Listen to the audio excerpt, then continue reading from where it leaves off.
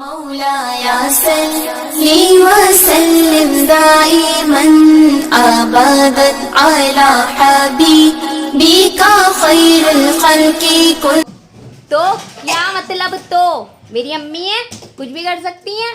और ये देखो, ये रात को 11 बजे क्या हो रहा है मेरी वीडियोस में। अम्मी खास रही हैं, बकरी के बच्चे मेरी वीडियोस में।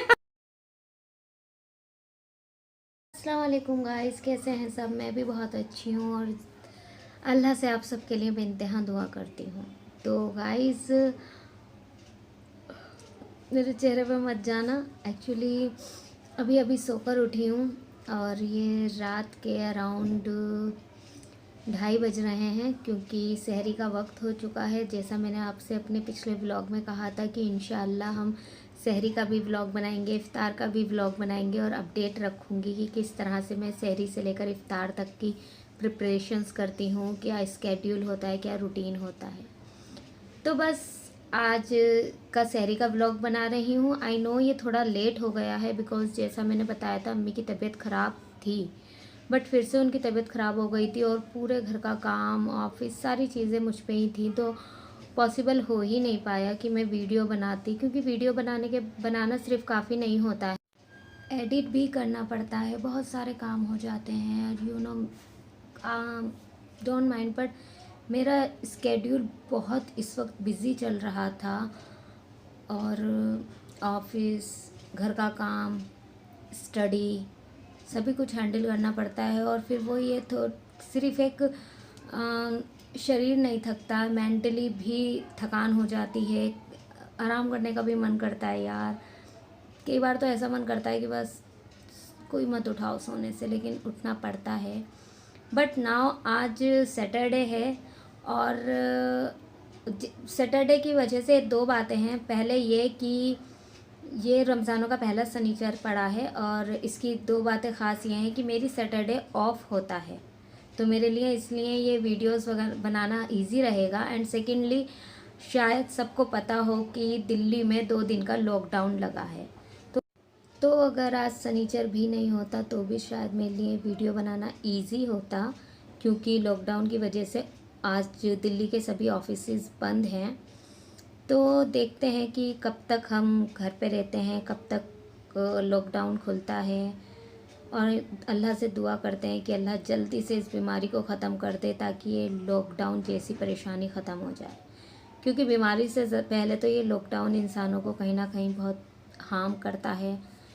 लॉकडाउन ज़रूरी है, लेकिन यार एक आम इंसान के लिए तो ये एक बहुत बड़ी दिक्कत है ना। हर रोज़ कमाने वाला एक मज़दूर, एक दिहाड़ी मज़दूर जो हर रोज़ कमाता है, जब उसके घर में 2 वक्त का खाना बनता है, अगर वो बाहर जाएगा ही नहीं, कमाएगा ही नहीं, तो उसके बीवी बच्चे क्या खाएगा। तो मुझे लगता है कि लॉकडाउन पता नहीं यार फ़ायदेमंद होता है या नहीं होता, पर आम इंसान के लिए, मज़दूर के लिए फ़ायदेमंद नहीं है लॉकडाउन। रमज़ानों का महीना, मुबारक महीना शुरू हुआ है और अल्लाह से हम इस महीने में बस हर रोज़ एक ही दुआ करनी है कि अल्लाह ताला इस बीमारी को ख़त्म करे, इस वबा को ख़त्म करे, इन परेशानियों को, इसके ज़रिए से आई दिक्कतों को ख़त्म करे, एक आम इंसान की और हर इंसान की ज़िंदगी को सुकून भरा बनाए। पूरी दुनिया परेशान है, सबको राहत की ज़रूरत है और अल्लाह ही सब कुछ ठीक कर सकता है। तो बस हमें दुआ का एक ज़रिया मिला है, बस हमें चाहिए कि हम दुआएं करें। बहुत मुबारक महीना है, इस महीने में सारी दुआएं पूरी होती हैं। आप भी अल्लाह से दुआ करें, मैं भी करूँगी, और सबसे कहें कि अल्लाह से दुआ करें। इंशाअल्लाह किसी ज़बान से तो निकली हुई दुआ अल्लाह तक पहुँचेगी और अल्लाह उसे कबूल करके बस एक ही पल में सब कुछ ठीक कर देगा, क्योंकि उस मालिक के लिए कुछ भी इम्पॉसिबल नहीं है। वो बस एक चाहेगा और हो जाएगा। तो गाइज़, ये बातें तो चलती रहेंगी। इंशाअल्लाह किसी दिन बहुत अच्छी अच्छी बातों का एक व्लॉग भी बनाऊंगी, अपने पर्सनल लाइफ एक्सपीरियंस शेयर करूंगी, जो आगे चल के इंशाअल्लाह आपके लिए बहुत मददगार साबित होंगे, क्योंकि उनसे मुझे बहुत मदद मिली है। फ़िलहाल ये व्लॉग है मेरे सहरी रूटीन से लेकर इफ़्तार रूटीन तक का, किस तरह से मैं सहरी की तैयारी करती हूँ, किस तरह से इफ़्तार की तैयारी करती हूँ और कैसा रूटीन रहता है। हालांकि पिछले साल तक अम्मी भी साथ देती थी, बट इस साल उनकी तबीयत ख़राब है, तो जाहिर है वो किचन में नहीं आ सकती हैं, सारा काम मुझे ही करना है। बट मैं अकेली नहीं हूँ, मेरे साथ दोनों छोटी बहनें हैं आशी गुलशन, वो मेरी हेल्प करती हैं। माशाल्लाह बहन भाई बहुत अच्छे हैं, बहुत हेल्प करते हैं, तो सब कुछ आसान हो जाता है, कोई मुश्किल नहीं पड़ती। तो चलिए फिर चलते हैं। बाकी इस महीने की आपको बहुत मुबारक हो। अल्लाह से हमारे लिए भी दुआ कीजिएगा, अल्लाह सबके लिए ये महीना मुबारक करे, सब सेहतमंद रहें, सबको सुकून मिले और सबकी दुआएं कबूल हों। आमीन सुम्मा। तो गाइस मेरी भी सहरी सभी की तरह शुरू होती है। मैं सबसे पहले तहज्जुद की नमाज़ पढ़ती हूँ। तहज्जुद की नमाज़ बहुत लाडली नमाज है। आपकी किसी भी तरह की मन्नत है, ख्वाहिशात हैं, आप इस नमाज़ को पढ़कर अल्लाह से दुआ करें, बेशक इंशाअल्लाह अल्लाह ताला आपकी ख्वाहिशों को कबूल करेगा। और फिर मैं किचन में आ गई नमाज के बाद, और मैंने आलू गोश्त चढ़ा दिया और एक तरफ दूध बॉईल होने रख दिया और आटा भी गूंदने लगी।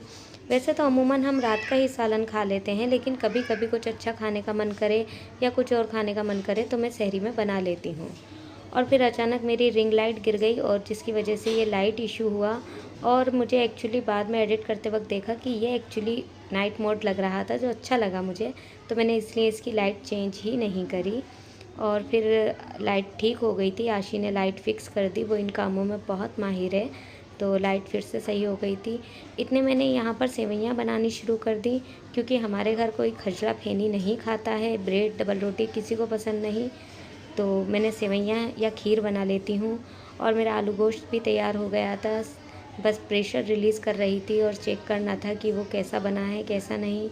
बाकी ऑलमोस्ट मैं खाना अच्छा ही बनाती हूँ, तो देखते हैं कैसा बना है। और मैंने खोला तो माशाल्लाह आलू गोश्त भी बहुत अच्छा बना था, काफ़ी जायके का बना था। और उसके बाद मैंने आलू गोश्त बनाने के बाद से सबको आवाज़ देनी शुरू कर दी थी, क्योंकि ऑलमोस्ट 3:15 का टाइम हो रहा था। और तो अब बस मुझे रोटियां बनानी थी, मैंने जल्दी जल्दी रोटियां बनानी शुरू कर दी। और रोटियां बनाते बनाते ही मैं बाकी सबको उठाने भी लगी थी आवाज़ देकर, ताकि सब सहरी के लिए उठ जाएं। और क्योंकि ऑलमोस्ट 3:15 का टाइम हो चुका था और सहरी 4:30 तक ख़त्म होनी थी, तो ऐसे में सबका इस वक्त उठना ज़रूरी था। वैसे भी सहरी जो है वो रोज़े का ही एक मामूल है, और इसे करना बेहद ज़रूरी होता है। मैंने कुछ लोगों को देखा है कि वो सहरी नहीं करते या फिर बहुत जल्दबाजी में करते हैं, जो कि गलत है। सहरी बहुत इत्मीनान से करनी चाहिए। अल्लाह ताला को पसंद आता है वो रोज़ा जिसमें हर वो काम किया जाए जो अल्लाह ने हम पर फ़र्ज़ किया है। और कहीं ना कहीं सहरी फ़र्ज़ है, क्योंकि अल्लाह खुश होता है कि मेरा बंदा रोज़ा रखने के लिए अपनी नींद तोड़कर देर रात उठकर उसने इत्मीनान से सहरी का खाना बनाया, और फिर अल्लाह का शुक्राना अदा करते हुए उसे खाया, और फिर रोज़ा रखा, और फिर नमाज़ पढ़ी। तो हमें भी चाहिए कि हम भी हर उस बात का एहतराम करें जो हमारे खुदा ने हमारे लिए बनाई हैं, क्योंकि ये सब एहतराम करने से कहीं ना कहीं हमें ही नेकियां मिलती हैं, हमारी ही मग़फ़िरत होती है, हमारे ही लिए अच्छाई के रास्ते खुलते हैं। तो इस्लाम बहुत आसान है अगर हम फॉलो करना चाहें। पता है आजकल की भागदौड़ की दुनिया में, मॉडर्न दुनिया में हर चीज़ पॉसिबल नहीं है, लेकिन जितना पॉसिबल है उतना तो हमें करना चाहिए। और मुझे तो बिना सहरी का रोज़ा बिल्कुल रखना पसंद नहीं है। जिस दिन किसी वजह से आँख नहीं खुलती और मैं सहरी नहीं कर पाती हूँ तो मुझे बहुत अफसोस होता है, वो रोज़ा मुझे रोज़ा सही नहीं लगता है। और यहाँ हमने सहरी खाना शुरू कर दिया।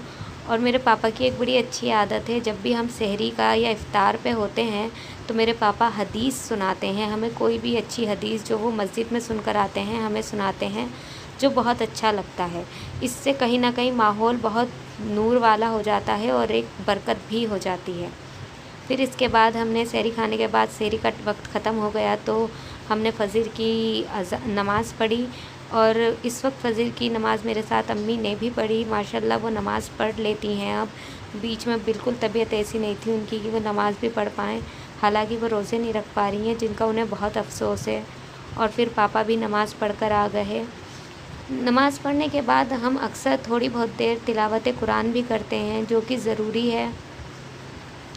और थोड़ी बहुत देर हम तिलावत कुरान करते हैं, उसके बाद हम सो जाते हैं, क्योंकि ऑलमोस्ट उठे हुए 2 से 3 घंटे हो चुके होते हैं, तो फिर नींद सी आने लगती है। हेलो अस्सलाम वालेकुम guys, I am back again. तो गाइज़ जैसा कि मैंने आपके साथ अपनी कल रात की सहरी का रूटीन शेयर किया था, उसी तरह से अब मैं आपके साथ अपने इफ़्तार की तैयारी का रूटीन शेयर करूँगी। आई होप आपको अच्छा लगेगा और आपको कुछ अच्छे टिप्स भी मिलेंगे, और कुछ कमी लगे तो आप प्लीज़ मुझसे शेयर कीजिएगा। और बाकी मेरे फेस पे मत जाओ, मैं अभी सो के उठी हूँ।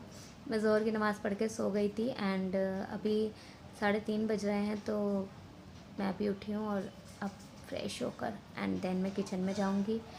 असल में लॉकडाउन है, कहीं जाना नहीं पड़ रहा, तो फिर नमाज़ पढ़ के थोड़ी बहुत देर सभी लेट जाते हैं, तो मैं भी लेट जाती हूँ। खैर एनीवे, चलिए आपके साथ आज के इफ़्तार का रूटीन शेयर करती हूँ कि मैं किस तरह से तैयारियाँ करती हूँ, क्या क्या बनाती हूँ। वैसे हर रोज़ एक जैसा नहीं बनाती, वेरिएशंस करती रहती हूँ, कभी कम कभी ज़्यादा भी बनाती हूँ। चलिए फिर चलते हैं, आ जाइए। तो मैंने अपना काम शुरू कर दिया और सबसे पहले मैं सारी प्रिपरेशन कर लेती हूँ, जो भी बेसिक तैयारियाँ होती हैं वो कर लेती हूँ। देन उसके बाद आग का काम करती हूँ, एक ही बार चूल्हा ऑन करती हूँ। और क्योंकि मुझे बार बार शेल्फ़ में से सामान, डब्बे निकाल के सामान लेना अच्छा नहीं लगता। और मैं यहाँ पर दही फुल्कियों का दही तैयार कर रही थी, मट्ठा, जिसमें मैंने लाल मिर्च, नमक और गरम मसाला मिलाकर फेंट लिया था। साथ में मैंने फिर इसमें पानी भी ऐड किया। इसमें अच्छा खासा पानी जाता है, क्योंकि जब इसमें पकौड़ियाँ डलती हैं वो पानी सोख लेती हैं, तो फिर इसमें पहले अच्छा खासा पानी डलता है। फिर मैं इसमें बाद में दूध भी मिला देती हूँ पकौड़ियाँ डालने के बाद, और अगर टेस्ट में कुछ कमी लगती है तो एक पैकेट छाछ का भी डाल देती हूँ। यहाँ मैंने पकौड़ियों का बेसन भी फेंट लिया, वही बेसिक स्पाइसेस डालकर। साथ में मैं इसमें अंडे की कटी प्याज, अंडे वाली जो प्याज हम काटते हैं वो प्याज, और एक हरी मिर्च भी डालती हूँ, जिससे इसका टेस्ट भी अच्छा हो जाता है पकौड़ियों का, और पकौड़ियाँ बहुत सॉफ्ट और जालीदार भी बनती हैं, और इनमें अच्छे से मठा सोख हो जाता है, मज़ा आता है फिर दही फुल्की खाने में।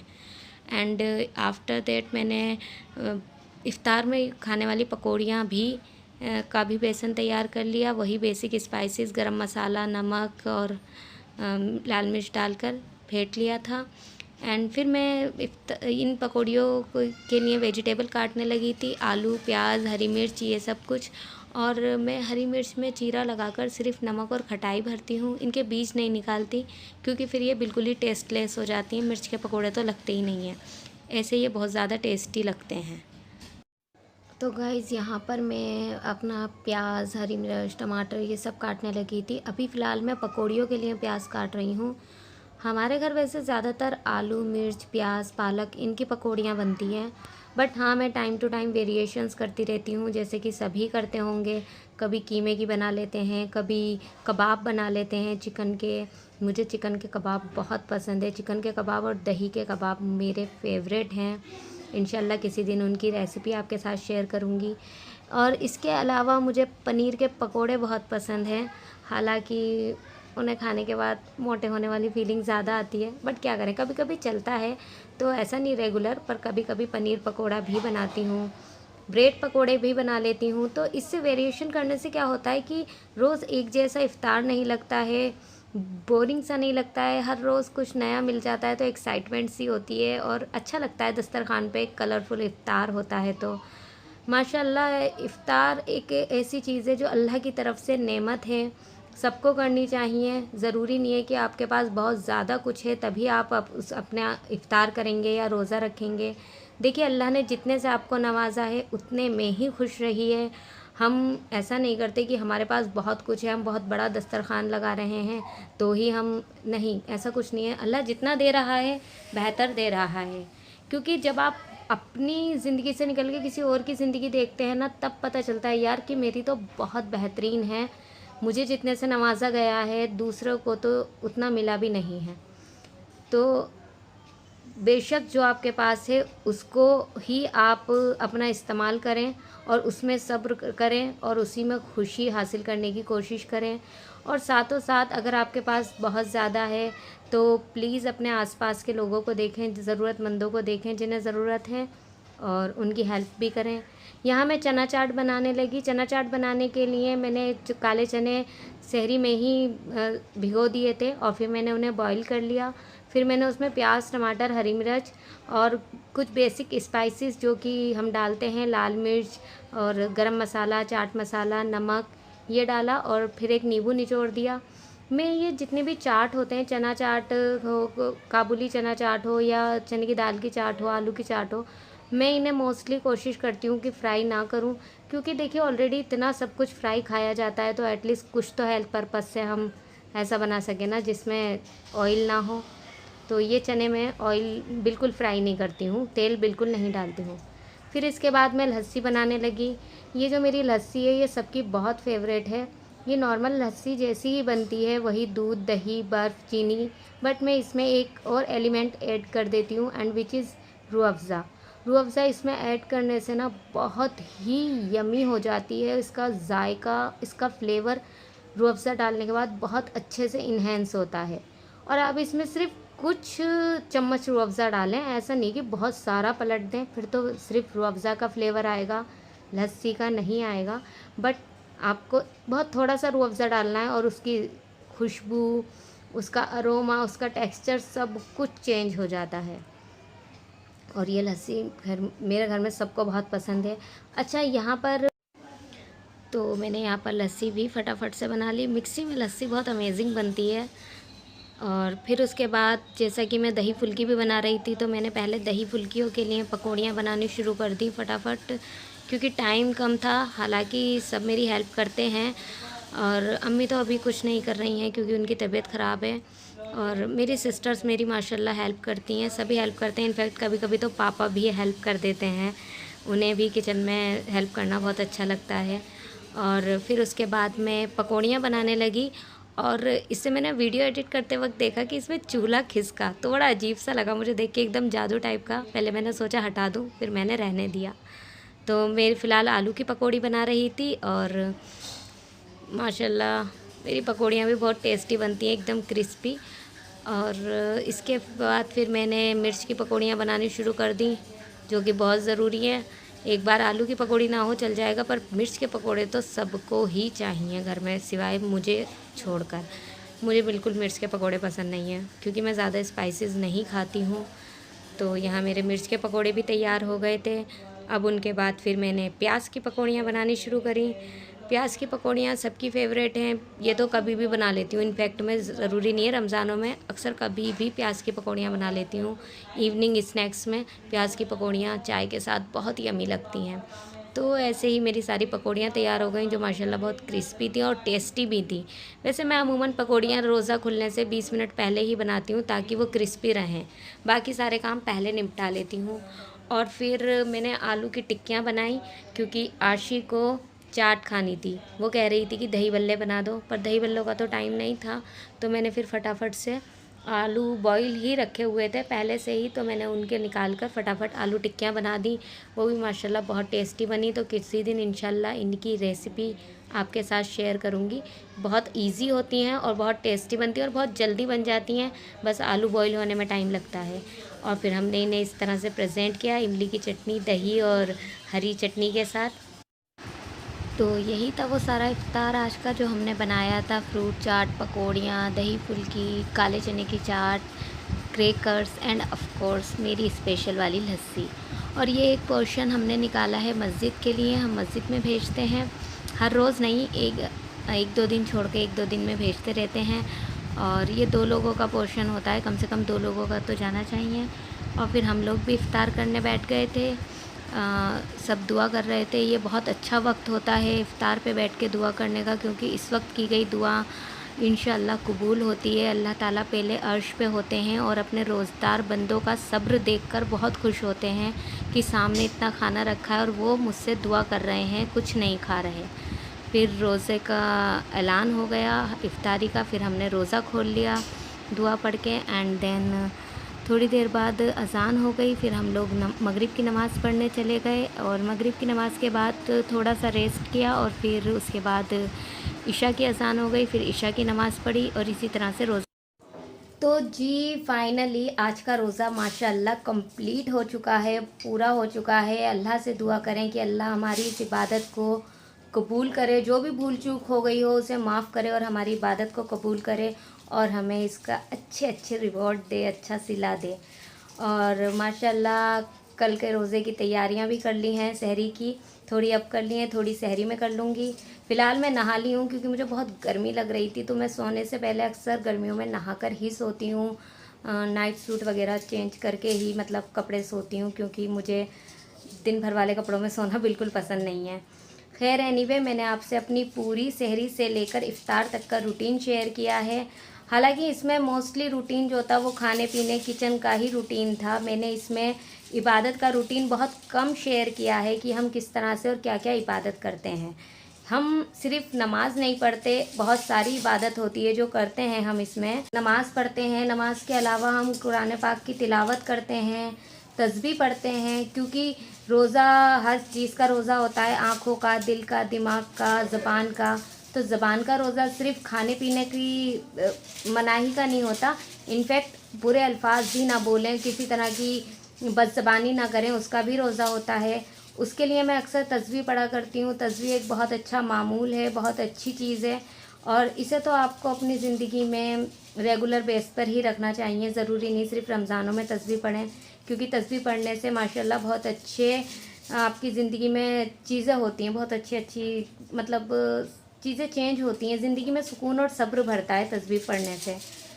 और पहले मैं शेयर नहीं कर रही थी ये बातें, लेकिन अम्मी कहने लगी कि ये भी बताओ कि क्या क्या आप करते हैं, क्योंकि जो अल्लाह ने आपके लिए फ़र्ज़ किया है वो फ़र्ज़ आप बताओ, ताकि लोगों को भी मोटिवेशन मिले, प्लस लोगों को भी पता चलना चाहिए कि रोज़ा सिर्फ ये नहीं है कि भाई तो 10, 12, 17 घंटे हम भूखे रह लिए और रोज़ा हो गया, क्योंकि रोज़ा कोई फ़ाका नहीं है। रोज़ा बिना इबादत के कभी कंप्लीट नहीं होता है। आप रोज़ा रख लें और फिर पूरे दिन भूखे रहें और फिर इफ़्तार कर लें और आप कहें मैंने रोज़ा रखा है, तो वो रोज़ा नहीं होगा, वो माना भी नहीं जाएगा। जब तक आप रोज़े में नमाज नहीं पढ़ेंगे, तिलावत कुरान नहीं करेंगे। ऑफकोर्स सबको कुरान नहीं पढ़े हुए होते, लेकिन जितना आप कर सकते हैं एटलीस्ट उतना तो करें, ओके। बाकी नमाज तो बिल्कुल छोड़नी नहीं आई है, बिना नमाज के तो रोज़ा मुकम्मल ही नहीं होता है। तो इसीलिए मैं ये सभी से कह रही हूँ, ताकि जो लोग भी, कुछ लोग हैं जो शायद नमाज ज़ाया कर देते हैं, नहीं पढ़ते हैं, तो प्लीज़ रेगुलर करो, बिना इसके आपका रोज़ा कंप्लीट नहीं होगा। और ये फ़र्ज़ है, फ़र्ज़ अदा करने ज़रूरी हैं, करिए। तो गाइस, आज का वीडियो यहीं ख़त्म होता है। कैसा लगा आज का व्लॉग प्लीज़ मुझे बताइएगा, लाइक शेयर सब्सक्राइब कीजिएगा। अगर कहीं कुछ कमी हो गई है या मैंने जो खासा वीडियो में वो गलत लगा है तो क्या मतलब, तो मेरी अम्मी है, कुछ भी कर सकती हैं। और ये देखो, ये रात को 11 बजे क्या हो रहा है मेरी वीडियोस में, अम्मी खास रही हैं, बकरी के बच्चे मेरी वीडियोस में आ रहे हैं। तो खैर जी, एनीवे आज का ब्लॉग कैसा लगा प्लीज़ बताइएगा। कुछ गलती हो गई तो उसके लिए सॉरी। बाकी आप भी मुझसे अपनी रेसिपी शेयर कर सकते हैं, और कुछ एडवाइस हो तो वो भी बताइएगा। और बस फिर मिलते हैं, दुआ में याद रखिएगा। Stay tune with Tia's world. अल्लाह हाफिज़।